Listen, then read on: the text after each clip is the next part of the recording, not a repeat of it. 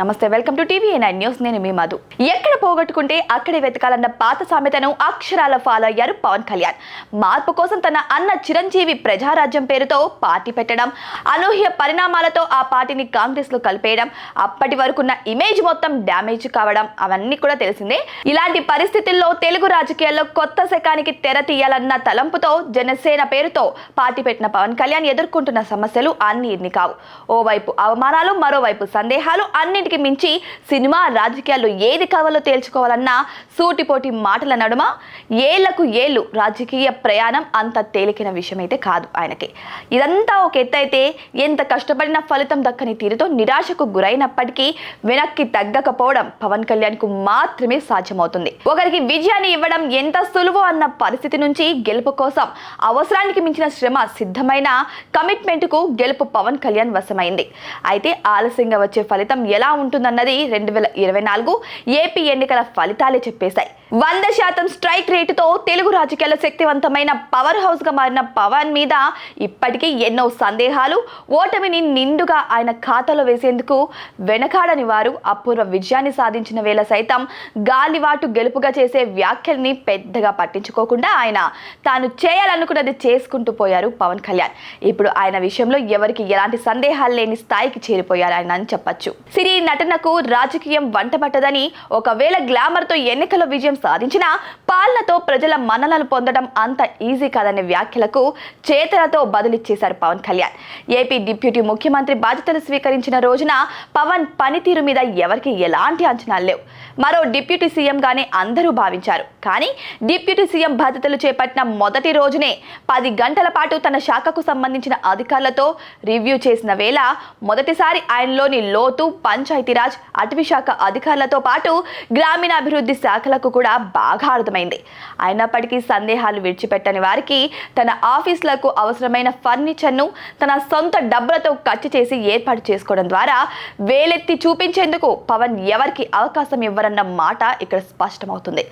ఇక్కడ ఓసారి flash back కు వెళ్లాల్సి వస్తే, సినిమాల్లో హీరోగా పవర్ స్టార్ గా ఇమేజ్ ను సొంతం చేసుకున్న పవన్ గురించి అందరిలో అప్పుడప్పుడే ఆసక్తి మొదలైన రోజులవి. మిగిలిన హీరోల మాదిరిగా పిఆర్ టీంలను పెట్టుకోవడం, పరిమితంగా ఉన్న మీడియా ప్రతినిధులతో పరిచయాలు పెంచుకోవడం, అప్పటి సినీ పత్రికల కవర్ పేజీల కోసం కవర్లు ఇవ్వడం లాంటి వాటికి దూరంగా ఉండే పవన్ ఒక పట్టాన అర్థమయ్యేవారే కాదు. అందుకే ఆయన్ను తేడా పేరుతో వ్యాఖ్యలు చేసేవారు. ఆయన గురించి పాజిటివ్ కంటే నెగిటివ్ ఎక్కువగా మాట్లాడేవారు.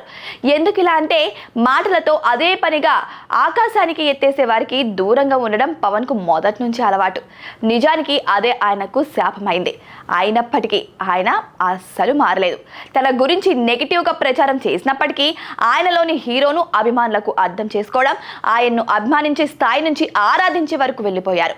అతనికి అవకాశం ఉన్న ప్రతి పని చేయడం, తన వద్దకు సాయం కోసం వచ్చే వారికి తన దగ్గర డబ్బులు లేకున్నా ఇచ్చేసే పెద్ద మనసు గురించి ఎవరు ఎలాంటి ప్రచారం చేసుకున్నా ప్రజలకు చేరిపోయింది. అయితే ఇలాంటి సమయాల్లోనే పవన్ కు ఒక అలవాటు ఉండేది. వివిధ రంగాల్లో పట్టున్న పలువురు మేధావుల్ని తన చుట్టూ కూర్చోబెట్టుకొని రోజుల తరబడి చర్చలు జరిపేవారు. తనతో మాట్లాడుతుంటే వారికి ఆర్థికంగా ఇబ్బంది అవుతుందన్న ఉద్దేశంతో వారికి ఫ్యాన్సీ జీతాలు ఇచ్చేవారిని తప్పించి ఉత్త చేతులతో పంపేవారు కాదు. అలా సమాజం పట్ల ఒకలాంటి ఆర్తి పవన్ లో మొదటి నుంచి కనిపించేది. తన వారికి మెరుగైన జీవితాన్ని ఇవ్వడం కోసం తాను ఒక ఉదాహరణగా మారాలన్నట్టుగా ఆయన వ్యవహరించేవారు. ఈ క్రమంలో ఆయన అనుకున్న రీతిలో నడిచి ఉండకపోవచ్చు, కానీ తన చేతికి పాలన అధికారం వస్తే తానెలా వ్యవహరిస్తారన్న విషయాన్ని చేతులతో చూపించే వ్యక్తి పవన్ కళ్యాణ్. వరదలు పోటెత్తిన వేళలో మిగిలిన రాజకీయ నేతలకు భిన్నంగా వ్యవహరిస్తూ తాను పనిచేస్తూ అధికారుల చేత పని చేయించడం మొదలు పెట్టారు. తన శాఖకు చెందిన పనుల్ని పరుగులు పెట్టించే విషయంలో ప్రగతిని సాధించారని చెప్పొచ్చు. ఈ కొద్ది కాలంలోనే తన చేతలతో తనకు కొత్త పేరును తెచ్చుకున్నారు పవన్ కళ్యాణ్. అదే పని రాక్షసుడు. ఇప్పుడు అధికారులు మొదలుకొని ఆయనతో కలిసి పనిచేసే వారి నోరు నుంచి తరచూ వస్తున్న మాట పవన్ కాదు, పని రాక్షసుడు. అంతేకాదు, తేడా జరిగితే తోలు తీస్తారన్న మాట చెప్పేందుకు వెనకడకపోవడం పవన్ కు మాత్రమే చెల్లిందని చెప్పచ్చు. మొత్తంగా చూస్తే 2024 తెలుగు రాజకీయాలతో పాటు జాతీయ రాజకీయాలు సైతం పవన్ చుట్టూ తిరగటమే కాదు, ఆయనకు సరికొత్త ఇమేజ్ ను తీసుకొచ్చిందని చెప్పాలి. తాను అనుకున్న లక్ష్యం దిశగా ఆయన మరింత వేగంగా వెళ్లాలని ఆశిద్దాం. నిజాయితీ పరుల చేతికి పాలన అధికారం వస్తే ప్రజల బతుకుల్లోనూ మార్పులు ఖాయం.